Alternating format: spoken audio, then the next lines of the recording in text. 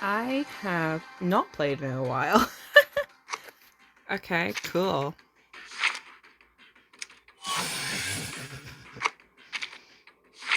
Incredible.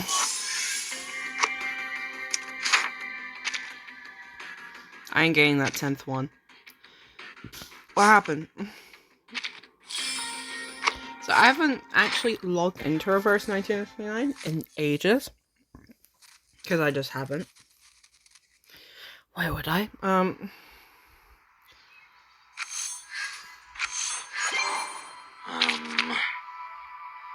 Hi, bud. Hi, bud.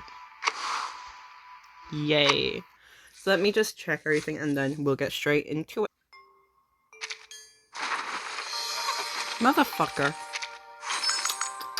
This place is quite different from where I used to live. But I assure you, I'll get along with it in no time. I mean, it's a fucking suitcase, of course it is. I have plenty of experiences with migration. That's his fucking line. Anyways, last episode we finished Verinsant. I can't pronounce shit. God dang it. I can't pronounce it.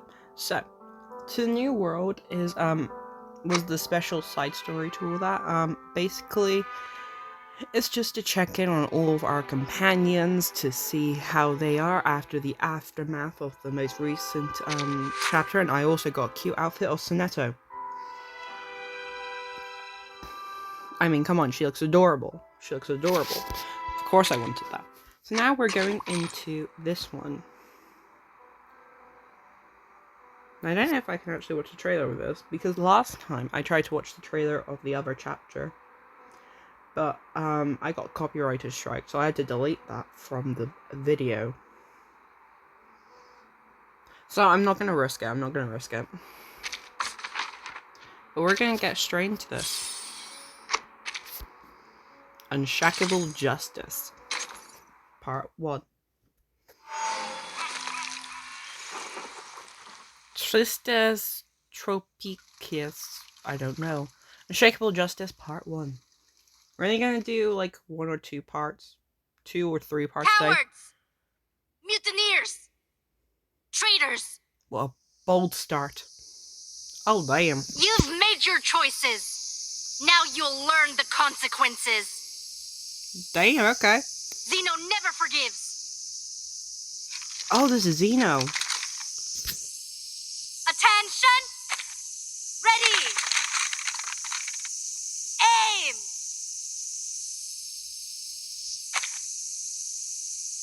Fire!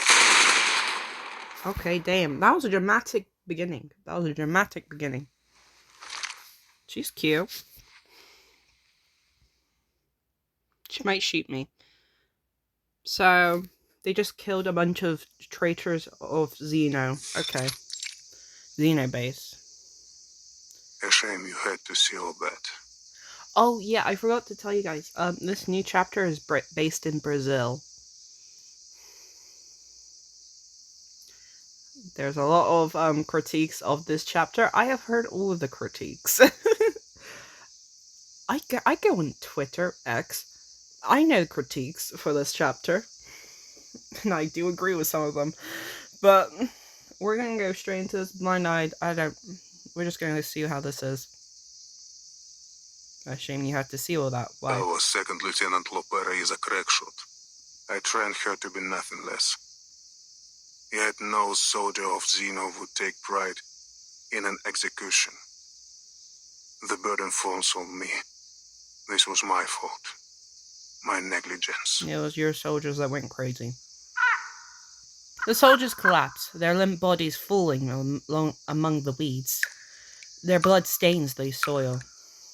She hunted down these traitors herself. Emmy, check the bodies. The rest of you, form up. The soldiers leave in formation amid the clearing smoke as the medics arrive to examine the deceased one by one.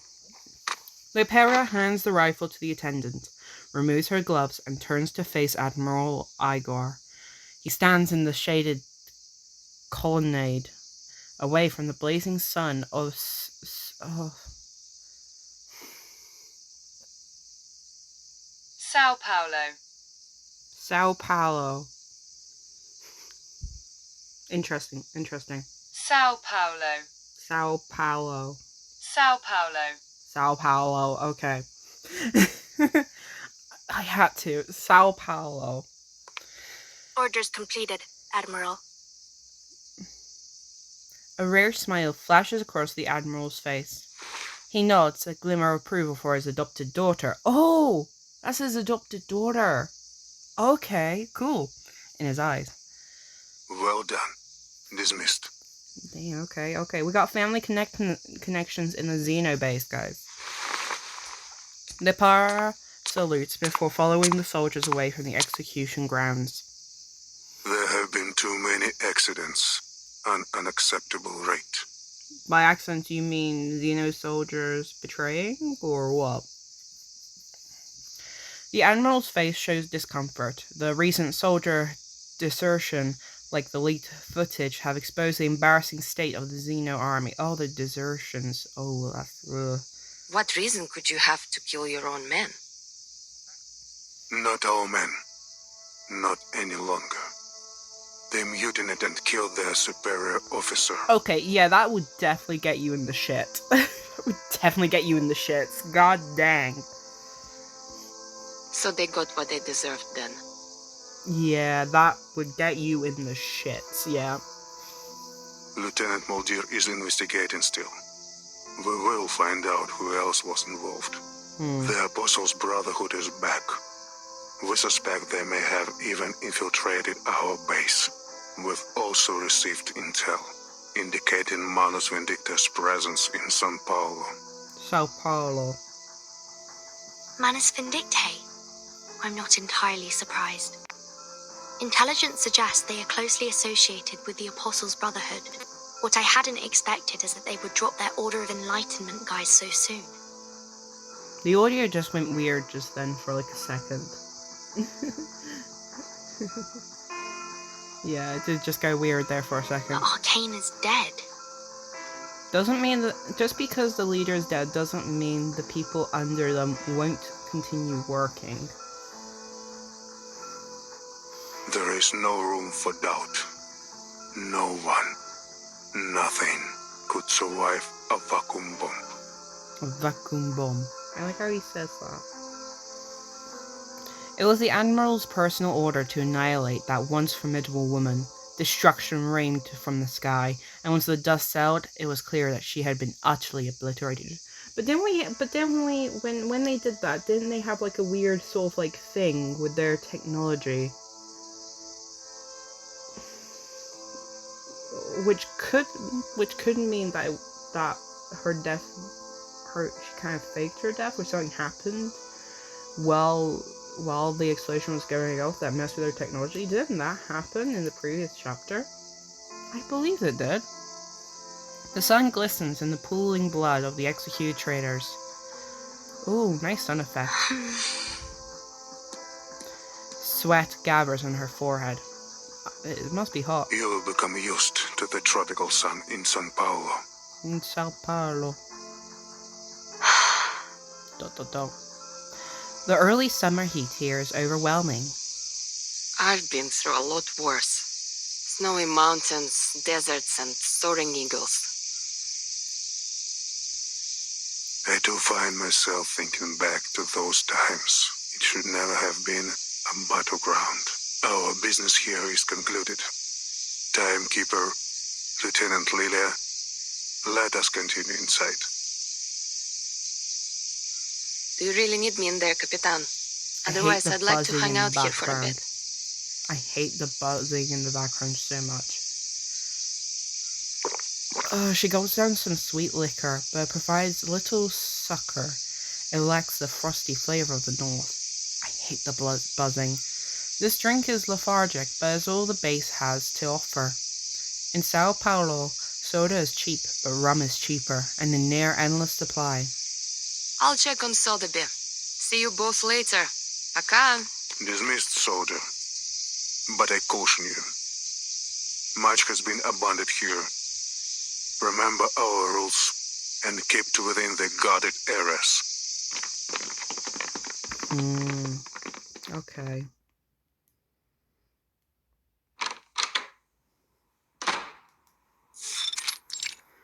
Igar's office. A simple office, military papers litters the walls and shelves. A phone sits on the side table. A few dice are scattered casually on the desk.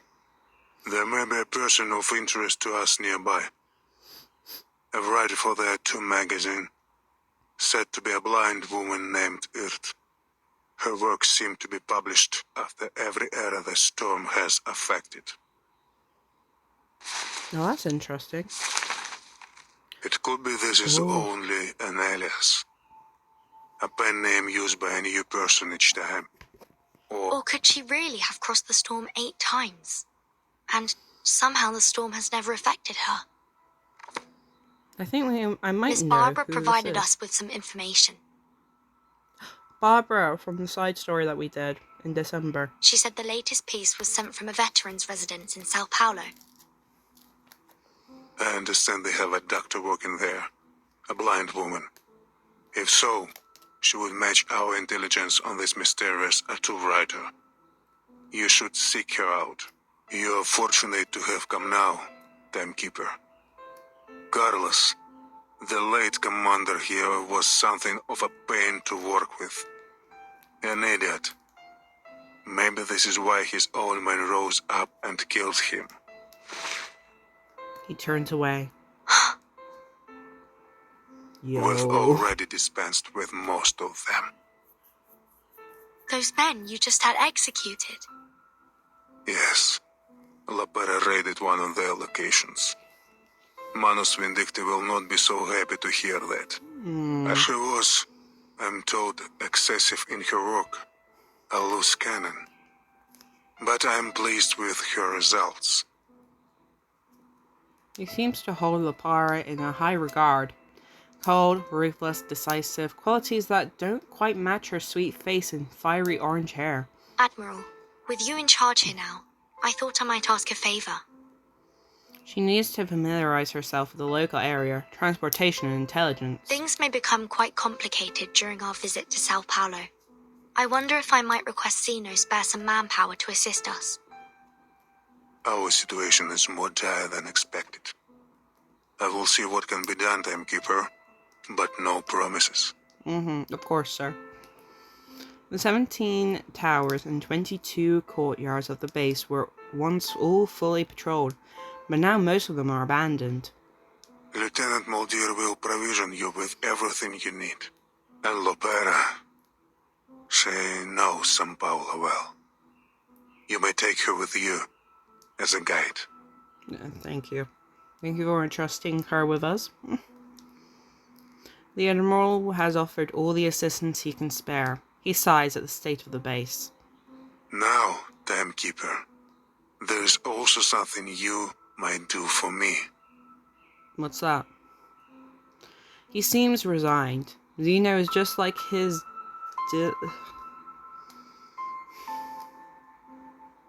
I'm not getting the Google Translate out again for this. Dilapidated base. A weakened shadow of its former self. As long as it's within my power, Admiral. I see that you have one of ours with you, Lieutenant Lilia. I ask that she serve us for the duration of your mission here. She's a fine instructor, and Zena is in need of help training our latest recruits. Sure. I'll speak with her and see what she thinks. Thank you. I should return to my work. Your comrades should be waiting for you in the meeting room with Lieutenant Muldir. Thank you, Admiral Igar. Always a pleasure. To be continued. Okay. I can't believe we started this chapter with a live execution. Oh.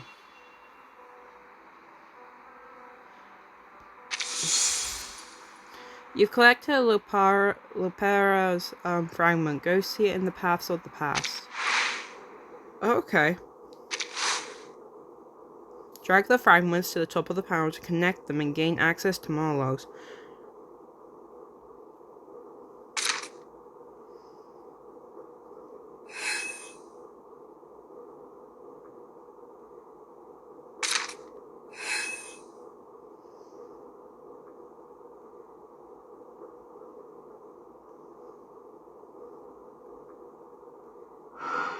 Oh, I never thought it was disgrace. On the contrary, it was the most honorable task Zeno ever gave me. Okay. So we need to find more of these and 3 other characters. Well, I know what this character is. This is the old man. This character, I'm not sure, but I think this one is our lovely girly. This could be the pirate hand one. I can't tell by the shadow alone. A new photo of an old friend, part 2. Oh, the buzzing. And Xenobase. Under the shadow of the colonnade, the orange-haired girl absent-mindedly kicks at the ground, sipping a cold drink.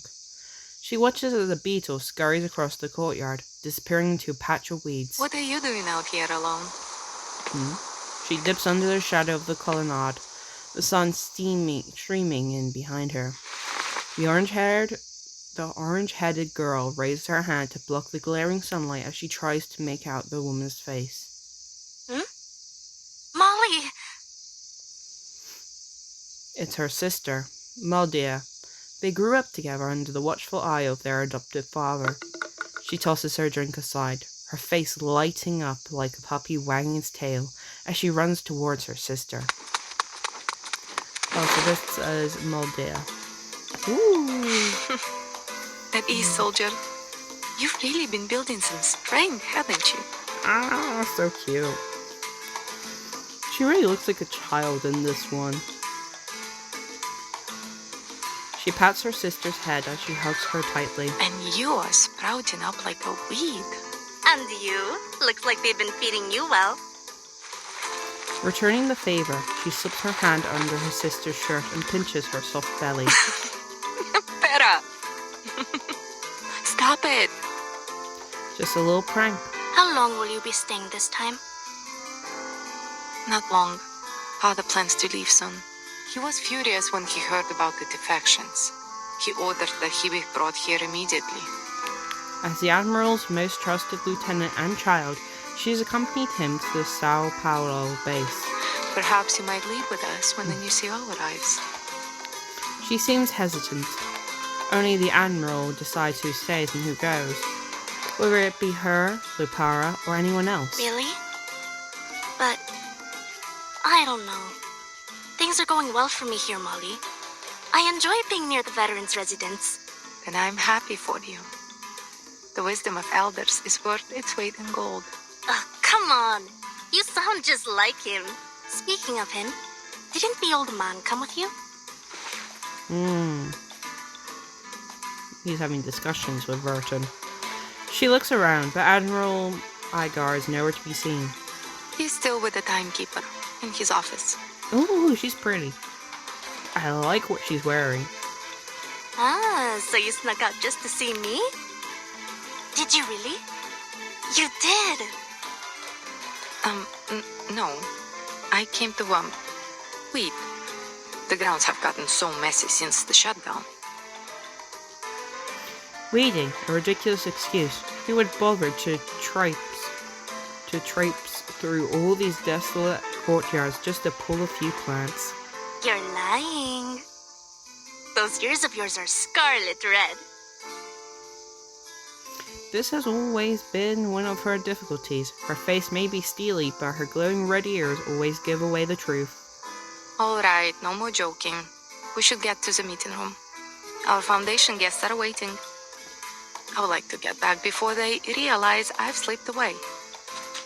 All right, but while we go, let me tell you about the prisoner we captured during our raid, and a strange little sheep in a bottle.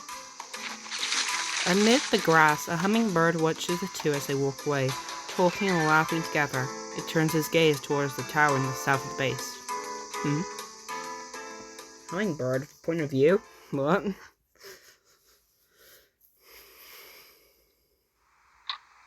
There we go. Meeting room.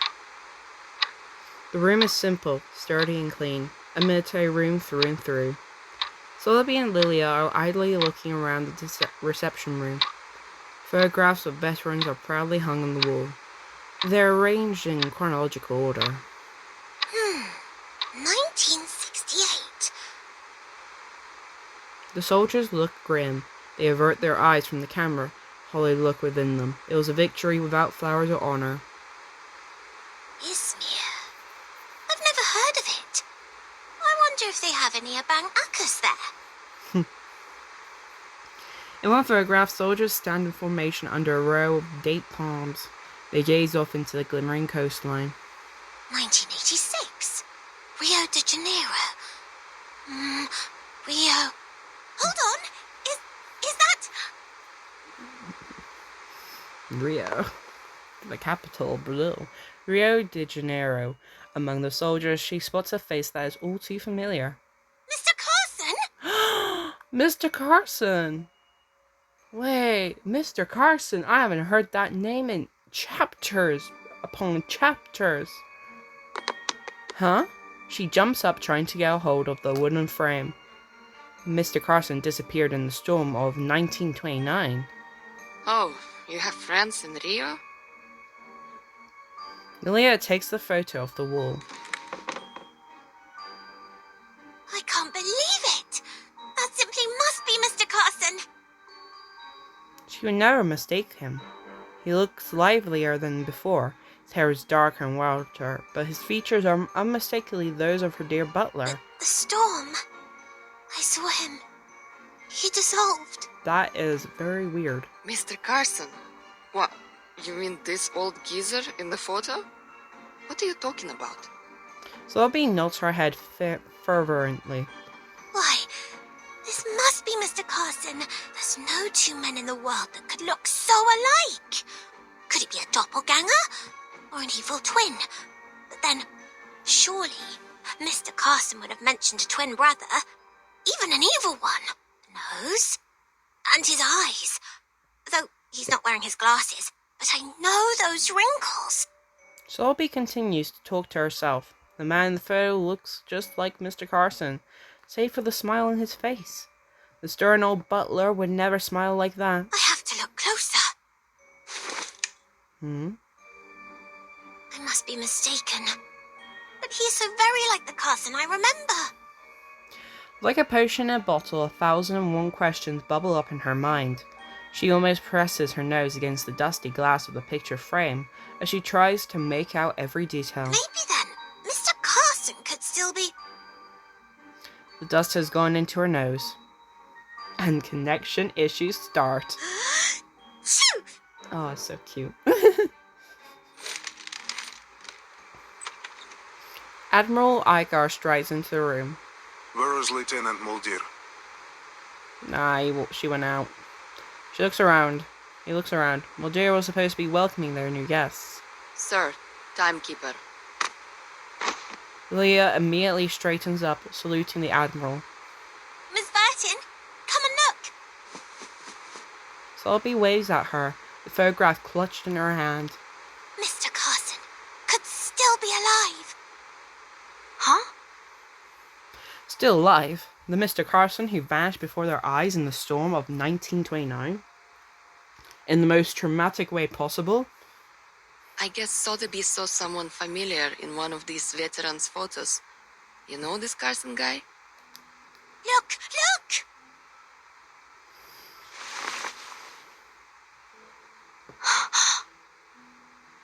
How could it be? Mr. Carson was erased by the storm of 1929. He does bear a striking resemblance to Mr. Carson, if my memory serves me right.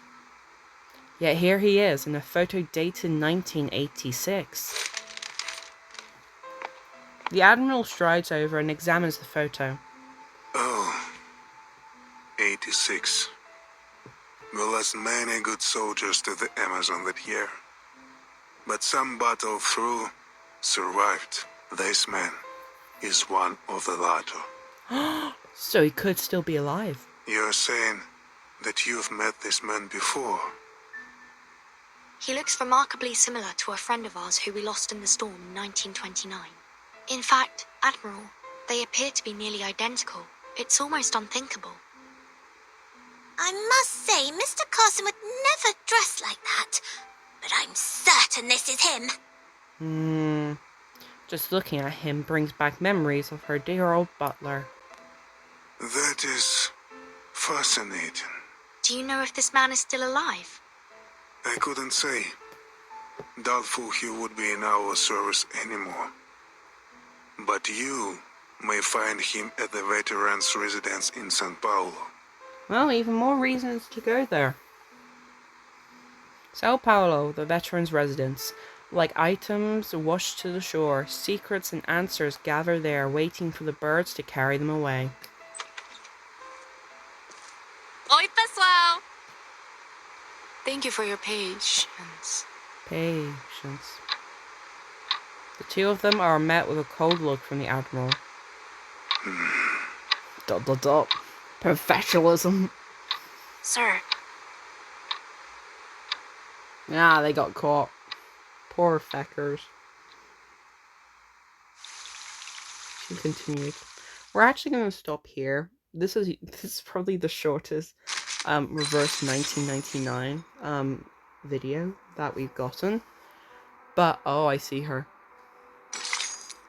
I see her. I see her. Anyways, so yeah, this is probably the shortest episode of Reverse 1999 I've ever done, but I'm gonna stop here, only because I have very limited time at the moment for recording, so I still have to record a couple more videos tonight. But it's an interesting start to the new chapters, an interesting start, I'll say that. I'm intrigued to see what is going to be the main storyline of this chapter, because of course, Mr. Carson, what are you doing here, my dude? What are you doing here? You're supposed to be dead. If you're here, then that means Schneider. Anyways, we're gonna stop here. Hope you guys enjoyed, and see you guys next time. Goodbye.